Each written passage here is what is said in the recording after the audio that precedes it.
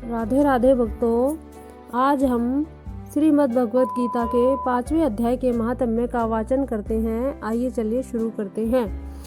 बोलिए बाके बिहारी नंदलाल की जय। श्री भगवान कहते हैं, देवी अब सब लोगों द्वारा सम्मानित 5वें अध्याय का महात्म्य संक्षेप में बतलाता हूँ। सावधान होकर सुनो। मध्य देश में पुरुकुत्सुरपुर नामक एक नगर है। उसमें पिंगल नामक एक ब्राह्मण रहता था। वह वेद पाठी ब्राह्मणों के विख्यात वंश में, जो सर्वथा निष्कलंक था, उत्पन्न हुआ था।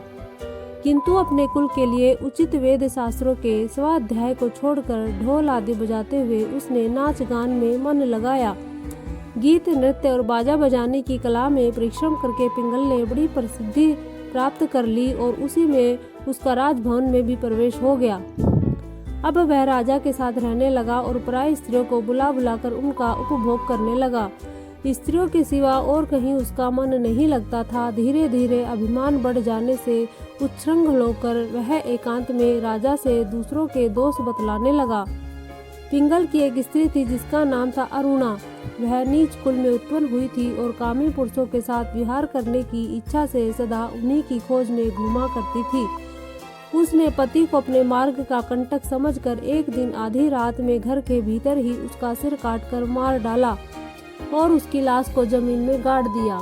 इस प्रकार प्राणों से वियुक्त होने पर वह यमलोक में पहुंचा और भीषण नरकों को उपभोग करके निर्जन वन में गिद्ध हुआ। अरुणा भी भगंदर रोग से अपने सुंदर शरीर को त्याग कर घोर नरक भोगने के पश्चात उसी वन में सुखी हुई। एक दिन वह दाना चुगने की इच्छा से इधर उधर खुदक रही थी। इतने में ही उस गिद्ध ने पूर्व जन्म के वैर का स्मरण करके उसे अपने तीखे नखों से फाड़ डाला। शुकी घायल होकर पानी से भरी हुई मनुष्य की खोपड़ी में गिरी।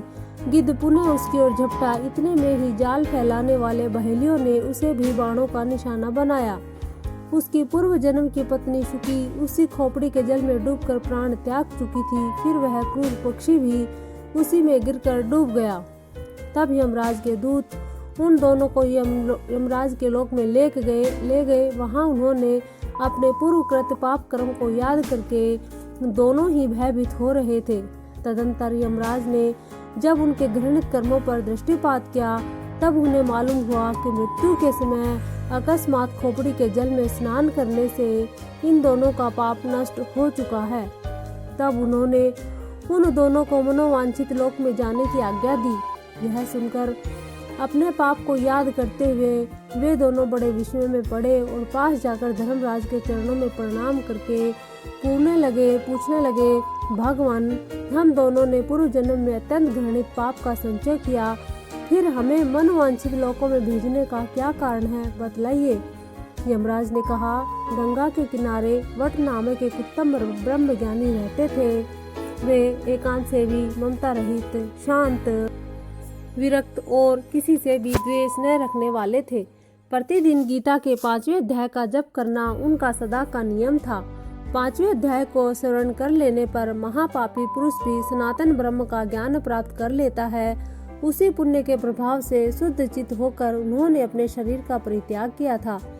गीता के पाठ से जिनका शरीर निर्मल हो गया था, जो आत्मज्ञान प्राप्त कर चुके थे, उन्हीं महात्मा की खोपड़ी का जल पाकर तुम दोनों पवित्र हो गए हो। अतः अब तुम दोनों मनोवांछित लोकों को जाओ, क्योंकि गीता के 5वें अध्याय के महात्म्य से तुम दोनों शुद्ध हो गए हो। श्री भगवान कहते हैं, सबके प्रति समान भाव रखने वाले धर्मराज के द्वारा इस प्रकार समझाए जाने पर वे दोनों बहुत ही प्रसन्न हुए और विमान पर बैठकर वैकुंठ धाम को चले गए। बोलो श्री विष्णु भगवान की जय।